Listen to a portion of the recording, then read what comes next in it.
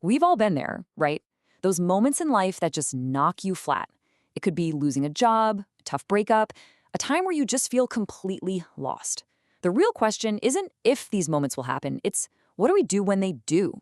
So today we're going to walk through a really practical guide to navigate that stuff and actually come out stronger. Now, this might sound a little crazy at first, but stick with me. The idea here is that hitting rock bottom, as painful as it is, can be this incredible opportunity. It's a chance to just reset everything, to rebuild your life in a way that's even better than before. So, what's the game plan? Well, first, we're going to talk about that low point and why it feels the way it does. Then, we'll dive into the three big steps: acceptance, adaptation, and finally, evolution. And don't worry, we'll give you a whole toolkit to help you along the way, so you can turn that challenge into a real opportunity. Okay, first up, the universal low point. We call it that because, honestly, everyone goes through it. And when something big happens, losing your job or relationship ending, it's not just a problem on paper. It hits you hard, right in the gut, and has a huge emotional impact. And yeah, this is the real fallout, isn't it? Your self-esteem just tanks. You might feel depressed, anxious, maybe even angry or guilty. And why does this happen?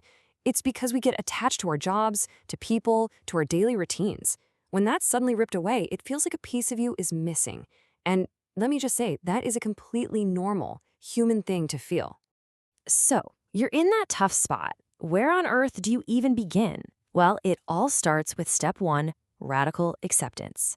This is the bedrock, the absolute foundation for everything that comes next. Now, let's be super clear about what acceptance actually is. It is not giving up. It's not saying what happened was okay. It's just looking reality square in the eye and saying, okay, this is what's happened. It's about figuring out what you can control and what you simply can't. And this really breaks it down, doesn't it? You basically have two paths. You can stay stuck in that loop of denial, blaming everyone, complaining, which gets you nowhere. Or you can choose acceptance and action. That choice is what pivots you away from the past you can't change and towards the future you can actually do something about.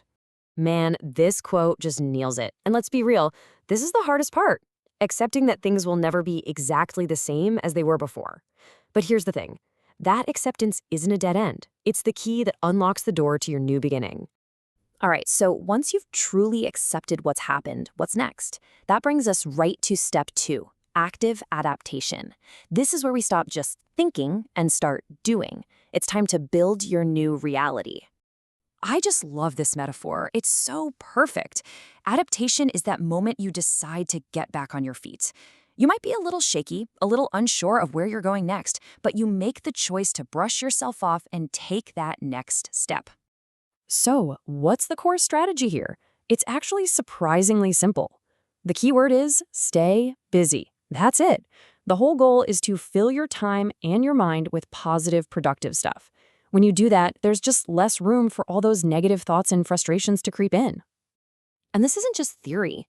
Let's look at what our guy actually did. After losing a big job, he created a whole new routine. He started meditating, which was for his mind. He trained in parks, which was for his body. And he started driving for Uber. Now that did two things. It brought in some money, and it got him talking to new people every single day. That's a practical, real-world plan. And all of this hard work leads us to the final, and honestly, the most exciting stage. Step three: evolving yourself. This is where you go beyond just getting by, and you start to seriously grow. Think of it this way. After going through all this, you're not the same person you were before. No way. You've basically leveled up. You are now you, version 2.0, stronger, wiser, and way more resilient. This chart just shows that transformation perfectly. Look at the before and after of your mindset. Your focus, it goes from being stuck in the past to being clear and looking forward. Your resilience, you go from feeling totally fragile and hopeless to feeling strong and optimistic. And maybe the biggest one, you go from having no plan at all to having a whole toolkit to handle whatever comes your way. So, how do you keep this evolution going? Well, you take action. On the professional side, maybe you update your skills, you get your money right, maybe you even start a little side hustle. And personally, you pour energy into your relationships and you find your people by joining new groups that fit this new you: a sports team, a book club, whatever feels right.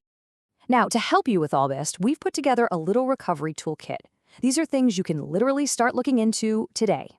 First thing in the toolkit? Meditation. Seriously, it is a game changer for just quieting all that noise in your head. You've probably heard of some of these names: Dr. Joe Dispenza, Sadhguru, Deepak Chopra. Just look them up. You'll find tons of great free resources to get started. Next up, some killer books. Reading is like getting a cheat code for life from people who've already figured stuff out. You've got books here on money, on work, on embracing who you are. They're all fantastic. And of course, you gotta move your body. It's one of the fastest ways to get out of your own head and manage stress. Find what works for you, you know? Whether it's the gym, running outside, or just blasting music and dancing around your living room, moving your body helps heal your mind. So when you put this all together, what's the big takeaway?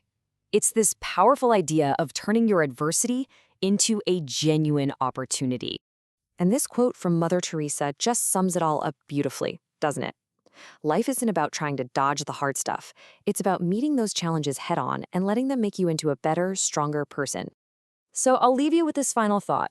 That bad moment that you're either going through or have gone through, it's not just a story about what happened to you.